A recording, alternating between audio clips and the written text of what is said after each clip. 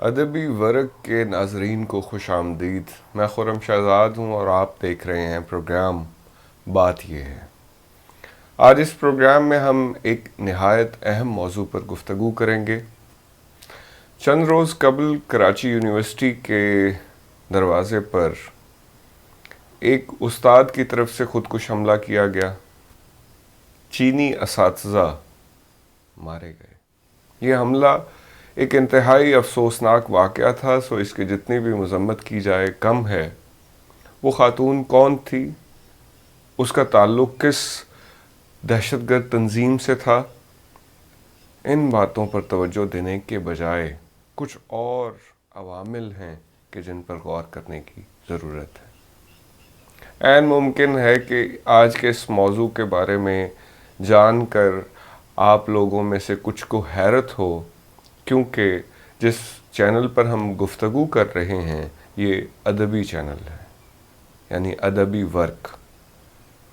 تو آپ کو یاد ہوگا چینل کے تعارف میں نے عرض کی تھی کہ ادب کا مطلب صرف خلائی دنیا کی سیر ہی نہیں ہے، یعنی ادب تخیلاتی دنیا ہی کو موضوع نہیں بناتا، بلکہ سماجی، سیاسی اور اس قسم کے اہم عوامل جو ہیں یہ بھی اسی ضمن میں پیش کیے جا سکتے ہیں۔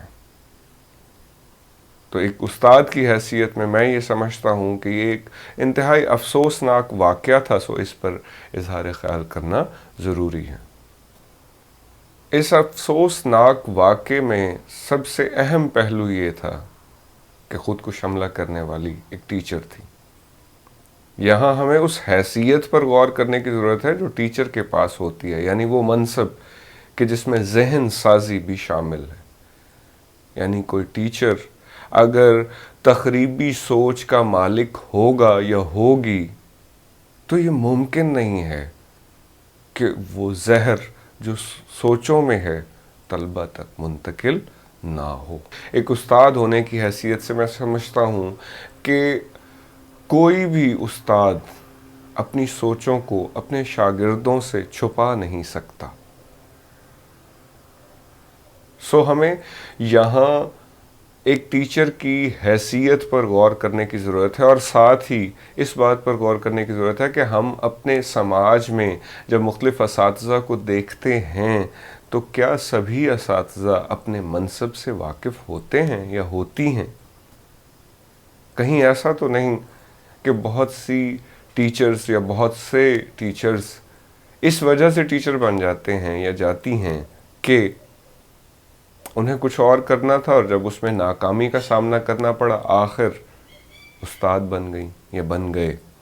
یہ ایک اہم ایشو ہے، یعنی اساتذہ کا انتخاب کرتے وقت اس بات کو سامنے رکھا جانا چاہیے کہ کیا واقعی یہ استاد کے منصب پر فائز ہو سکتا ہے۔ اس کے بعد ایک اور چیز ہے جس کی طرف غور کرنے کی ضرورت ہے، وہ یہ کہ اس خاتون کا تعلق کس صوبے سے تھا؟ صوبہ بلوچستان۔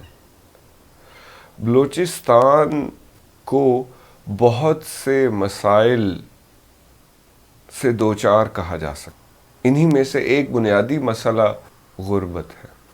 ایک سروے کے مطابق 41% لوگ 2020 میں غربت کی لکیر سے نیچے زندگی بسر کر رہے تھے، اور ظاہر ہے کہ اس شرح میں اضافہ ہی ہوا ہوگا۔ اگر ہم اپنے ملک کی اکانومی پر غور کریں تو کیپٹلسٹ اکانومی کے بہت سے مسائل ہوا کرتے ہیں۔ اس کا سب سے بڑا مسئلہ تو وہ تضاد ہے جو امیر اور غریب طبقے کے درمیان ایک جد و جہد کو، ایک کشمکش کو پیدا کرتا ہے۔ شاید یہی وجہ ہے کہ ہم عموماً غریب طبقے کو بیگانگی کا شکار دیکھتے ہیں۔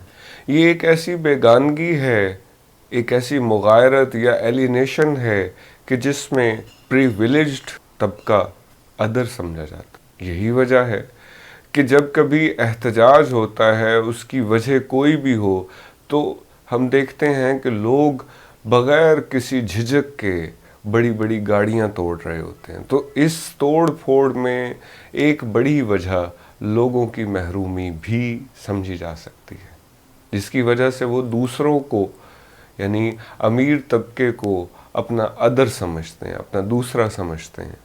تو ایک تو اہم فیکٹر ہے بلوچستان میں غربت. اس کے علاوہ خواندگی کی شرح بلوچستان میں بہت کم ہے، جس کی وجہ سے ہم کہہ سکتے ہیں کہ مسائل دو چند ہو جاتے ہیں، دو گنا ہو جاتے ہیں، بلکہ کئی گنا ہو جاتے ہیں. اب ہم واپس اسی خودکش حملہ آور کی طرف آتے ہیں، اس خاتون استاد کی طرف. وہ غریب نہیں تھی اور نہ ہی وہ ان پڑھ تھی. اس کے باوجود یہ انتہائی قدم، یہ سنگین غلطی، یہ زہر آلود اقدام اس نے کیوں اٹھایا؟ اس سوال پر غور کرنے کے لیے ہمیں یہ بھی یاد رکھنا چاہیے کہ یہ ایک ایسا حملہ تھا کہ جس کے پس منظر میں کسی مابعد الطبیعیاتی محرک کو تلاش نہیں کیا جا سکتا.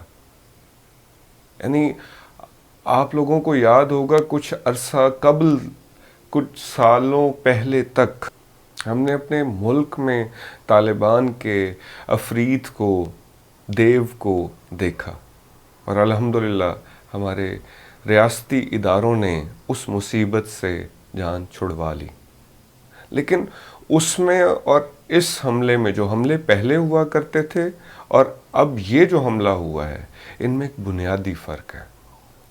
وہاں ایسے اقدام کے پس منظر میں ہم ایک جھانسے کو، ایک مابعد الطبیعیاتی تسلی کو دیکھتے ہیں.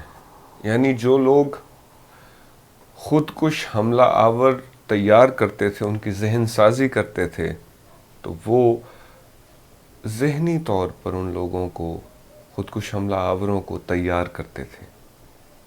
اس اقدام کے لیے سادہ لوح مسلمانوں کی مذہبی فکر کو استعمال کرتے تھے. لیکن یہاں پر ایسی کوئی فکر استعمال نہیں ہو، کوئی مابعد الطبیعیاتی، ماورائی یا مذہبی حوالہ استعمال نہیں ہوا. الحمدللہ اب اس مسئلے کو، جس کی طرف میں اشارہ کر رہا ہوں، جو پہلے پاکستان کو، ہمارے ملک کو لاحق تھا، اس سے بڑی حد تک جان چھڑوائی جا چکی ہے.